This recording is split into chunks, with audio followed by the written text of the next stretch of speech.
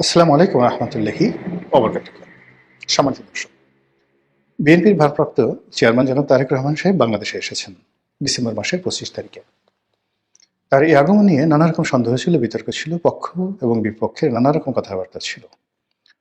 যারা বলেছিলেন যে তারেক রহমান সাহেব আসবেন না বা আসতে পারবেন না, শেষ দিন পর্যন্ত যারা অটল ছিলেন 25 তারিখ সকালবেলা পর্যন্ত, এবং অনেক আশঙ্কা করেছিলেন যে তিনি হয়তো আসতে যদি পারেনও এয়ারপোর্ট থেকে বের হতে পারবেন না। এই যে যারা হতাশাবাদী যে গ্রুপটি ছিল, তাদের মুখে রীতিমতো চুনকালি দিয়ে তিনি এয়ারপোর্ট থেকে বের হয়েছেন এবং দেশের মাটিতে পা রেখে খালি পায়ে তিনি মাতৃভূমির মাটিকে সম্মান জানিয়েছেন, আবেগপ্রবণ হওয়ার চেষ্টা করেছেন এবং সেখান থেকে তিনি নেতাকর্মীদের মাঝে চলে এসেছেন 300 ফিটের সংবর্ধনা স্থলে।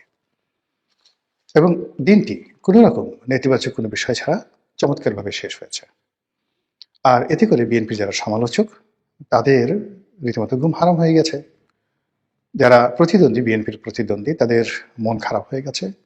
আর তারেকবিহীন বাংলাদেশে যারা নানাভাবে ছড়ি ঘোরাতের ক্ষমতার, তারা এখন নতুন করে ভাবছেন যে ছড়িটা বের করবেন কি করবেন না, করা ঠিক হবে কি হবে না, ইত্যাদি নানা কথাবার্তা। এই গেল এক।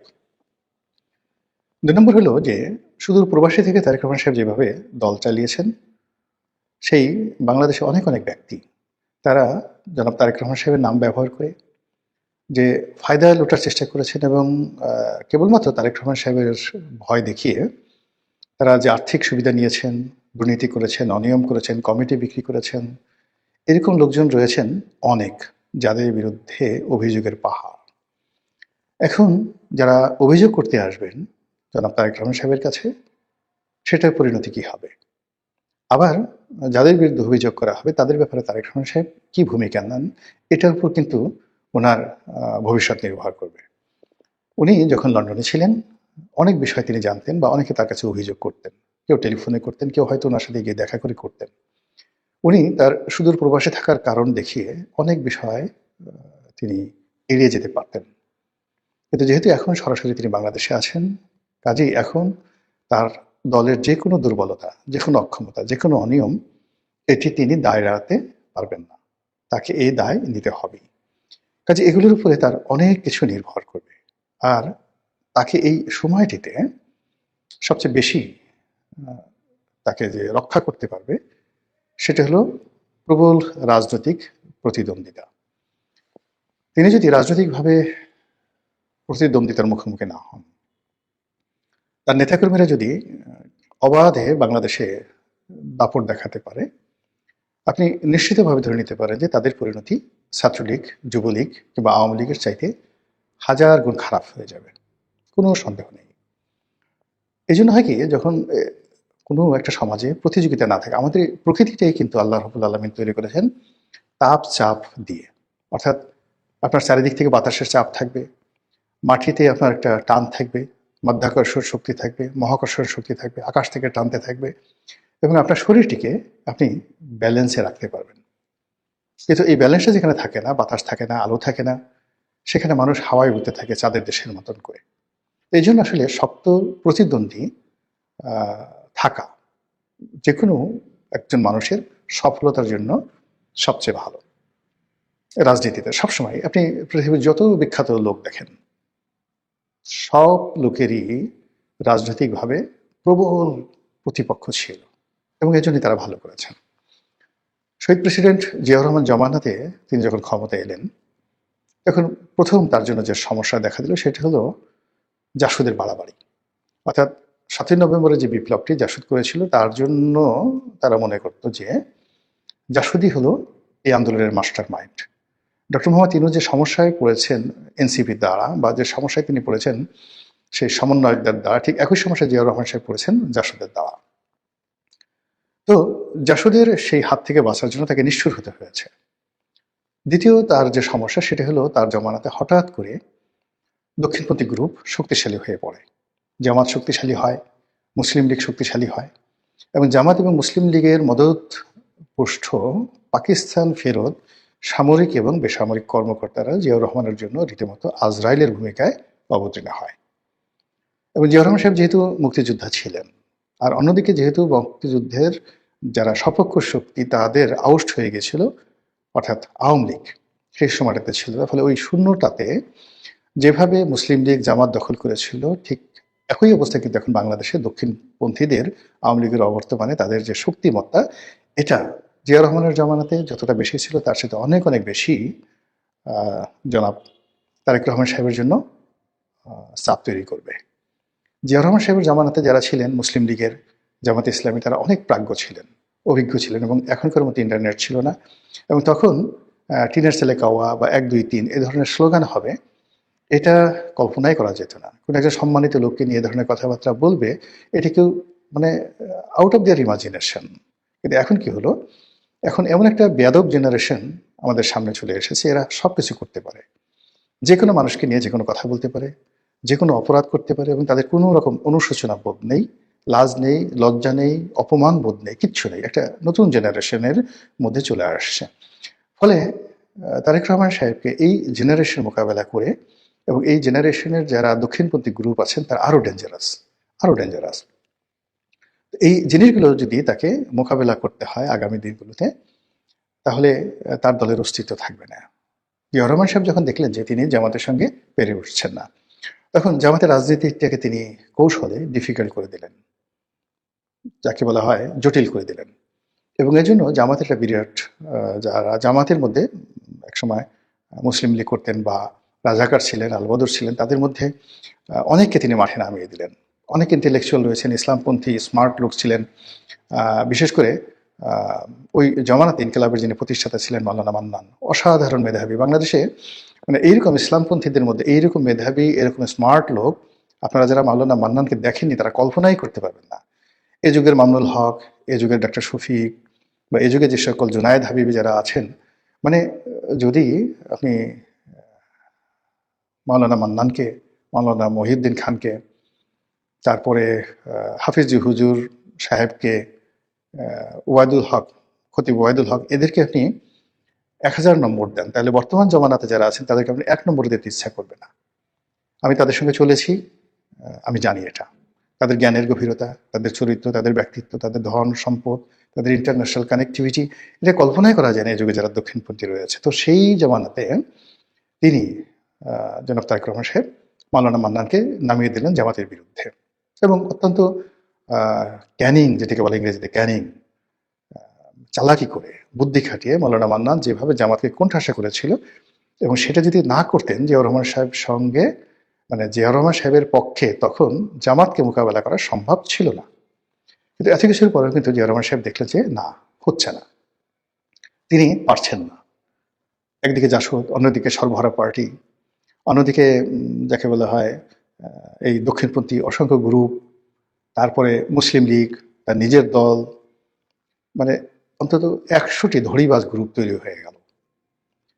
এর মধ্যে সেনাবাহিনীতে একটার পর একটা বিদ্রোহ, এবং সেনাবাহিনীর সেই বিদ্রোহের সঙ্গে সঙ্গে পার্বত্য অঞ্চলে সমস্যা দেখা দিল। তো এই অবস্থাতে তিনি মনে করলেন যে এখন শক্ত রাজনৈতিক প্রতিপক্ষ ছাড়া সম্ভব নয়। ফলে তিনি নিজে কিন্তু আওয়ামী লীগকে রিভাইভ করেছিলেন। এটা আওয়ামী লীগের জন্য নয়, তার নিজের জন্য। তারপর তিনি আওয়ামী লীগকে রিভাইভ করার পর দেখলেন যে আওয়ামী লীগ সেই দ্বন্দ্ব করে, সংঘাত করে, গ্রুপিং করে, 3 থেকে 4টা গ্রুপ হয়ে গেল, মিজান গ্রুপ হয়ে গেল। তারপরে শেষে যাকে বলা হয় আব্দুল মালেক উকিল গ্রুপ হয়ে গেল, আরেকটি আরো 2-3টি গ্রুপ হয়ে গেল বিভিন্নভাবে, মহিউদ্দিন গ্রুপ হয়ে গেল, বাকশালের আর একটা গ্রুপ হয়ে গেল। তখনও বাকশাল হয়নি, কিন্তু মানে ওই যারা কট্টরপন্থী বাকশাল ছিলেন তারা আলাদা হয়ে মোটামুটি 3 থেকে 4টি গ্রুপ হয়ে এমন দ্বন্দ্ব সংঘাত শুরু করে দিল। তো সেদিকে আব্দুর রাজ্জাক, ডক্টর কামাল হোসেন, বরিশালের মহিউদ্দিন সাহেব যার নাম ছিল চাকু মহিউদ্দিন, তুফাইল সাহেব, আমু সাহেব, সুরঞ্জিত সেনগুপ্ত থেকে শুরু করে আওয়ামী লীগের যে সকল নেতৃবৃন্দ, জোহরা তাজউদ্দিন, সাজেদা চৌধুরী, আরো অনেকে, মানে কোনো অবস্থাতেই আব্দুল মালিক উকিল, মানে টাঙ্গাইলের আব্দুল মান্নান, মানে একজনে ছিলেন রীতিমতো মহিরু। এর মধ্যে লতিফ সিদ্দিকী, কাদের সিদ্দিকী তখন দেশের বাইরে, যারা লতিফ সিদ্দিকী দেশের বাইরে, অন্যান্য যারা ছিলেন, মানে গ্রুপিং এর যন্ত্রণায় মানে মানুষের জীবন অতিষ্ঠ হয়ে গেল। জিয়া রহমান চিন্তা করলো যে না, এটা সম্ভব নয়। তখন এই তিনি কিন্তু শেখ হাসিনাকে আনার উদ্যোগ নিলেন আওয়ামী লীগকে ঐক্যবদ্ধ করার জন্য। কারণ হলো তিনি যেখানে হাত দিচ্ছেন সেখানে বিশৃঙ্খলা, জামাতে বিশৃঙ্খলা, মুসলিম লীগে বিশৃঙ্খলা, তার নিজের দলে বিশৃঙ্খলা, এবং সেই নিজের দলে বিশৃঙ্খলতা মানে চট্টগ্রামের বিশৃঙ্খলতা বন্ধ করার জন্য, পলিটিক্যাল নেগোসিয়েশন করার জন্য গিয়েই তো তিনি মারা গেলেন, শহীদ হলেন। তো ওই অবস্থাতে তিনি শেখ হাসিনাকে ফেরত এনেছিলেন যেন তার একটা শক্ত প্রতিপক্ষ থাকে। কিন্তু শেখ হাসিনা আসার অল্প কিছুদিন পরে তিনি কিন্তু নিহত হন। ফলে তিনি রাজনীতির যে সুবাতাস, রাজনীতির যে সুখ, সেটা কিন্তু পাননি। একজন মিলিটারি ডিক্টেটর হিসেবে, একজন অ্যাডমিনিস্ট্রেটর হিসেবে তিনি যে তার শুভকর্ম, সেই শুভকর্ম নিয়ে তিনি বেঁচে আছেন। তো ওই অবস্থাতে যদি তার মৃত্যু হতো, তাহলে তার পরিণতিটা কি হতো বলা যায় না। যেহেতু একটা দুর্ঘটনার মাধ্যমে, একটা সেনা বিদ্রোহের মাধ্যমে, একটা অভ্যুত্থানের মাধ্যমে তার নির্মম হত্যাকাণ্ড হয়েছে, ফলে তিনি যে পাবলিক সেন্টিমেন্ট পেয়েছিলেন, এই কারণে জিয়াউর রহমান এখন সকল মানুষের সম্মান এবং মর্যাদার প্রতীক হয়ে আছেন। কিন্তু তার পলিটিক্যাল যে থিওলজি, ধর্মতত্ত্ব, তার যে পলিটিক্যাল, তিনি যে মানে যে একটা লিগেসি তৈরি করার চেষ্টা করেছিলেন, সেই জিনিসটি বিএনপির যারা লোকজন আছে তাদেরকে বুঝতে হবে যে কেন তিনি আব্দুল হামিদ চৌধুরী, কেন তিনি আবুল মনসুর আহমদ, কেন তিনি ফেরদৌস আহমেদ কুরেশির মতো মানুষকে এতটা মর্যাদা দিতেন, এতটা মর্যাদা দিতেন। এই গেল একটা গ্রুপ। আর একটা গ্রুপ ছিল সেই আত্মর রহমান সাহেব, মশিউর রহমান যাদু মিয়া, শাহ আজিজুর রহমান, এদের মতো লোককে নিয়ে তারা আর একটা গ্রুপ ছিল। আর পার্লামেন্টটাকে জমিয়ে রাখার জন্য কাজী জাফর আহমেদ, মদুদ আহমেদ, ওবায়দুর রহমান, কে এম ওবায়দুর রহমান, তাদেরকে দিয়ে তিনি আর একটা গ্রুপ। কিন্তু কোনো অবস্থাতে আওয়ামী লীগ ছাড়া কিন্তু তার এই যে বাংলাদেশের সবচেয়ে মেধাবী লোকগুলোকে তিনি নেওয়ার পরেও কিন্তু তিনি স্বস্তি পান নাই। ব্যালেন্স করার জন্য তাকে কিন্তু আওয়ামী লীগটাকে রিভাইভ করার পরে আবার আওয়ামী লীগকে রিভাইভ শুধু করে না, ঐক্যবদ্ধ করার জন্য শেখ হাসিনাকে আনয়ন করতে হয়েছিল। বোঝার চেষ্টা করুন ওই সময়টাতে যে অবস্থা ছিল, অর্থাৎ 1975 সনের 7ই নভেম্বর থেকে আপনি জিয়াউর রহমান সাহেবের যে মৃত্যুর দিন পর্যন্ত, 81 সন পর্যন্ত বাংলাদেশের অবস্থা কিন্তু টারমাইল ছিল। উনি খুব শক্ত হাতে সবকিছু দমন করেছেন। কিন্তু ওই সময়টাতে যারা ছিলেন তারা বুঝতে পারবেন যে পলিটিক্যাল অবস্থা কোন পর্যায়ে ছিল। এখন বাংলাদেশে যে ডক্টর মোহাম্মদ ইউনূসের জমানাতে কোনো অবস্থাতে কিন্তু পলিটিক্স কোনো শেভে আসছে না। না জামাত, না বিএনপি, না এনসিপি, মানে কেউ এই পলিটিক্সটাকে শেভে আনতে পারছে না। আবার বিএনপি যেভাবে সালাউদ্দিন সাহেবকে নিয়ে, মির্জা ফখরুল সাহেবকে নিয়ে, মির্জা আব্বাসকে নিয়ে যেভাবে তারা অর্গানাইজ করার চেষ্টা করেছে, উইদাউট তারেক রহমান সাহেব ছাড়া এটা হচ্ছিল না। ফলে এই বিরাট পলিটিক্যাল যে শূন্যতা, সেই শূন্যতা দূর করার জন্যই কিন্তু জনাব তারেক রহমান সাহেবকে বাংলাদেশে আনা হয়েছে বা তিনি এসেছেন।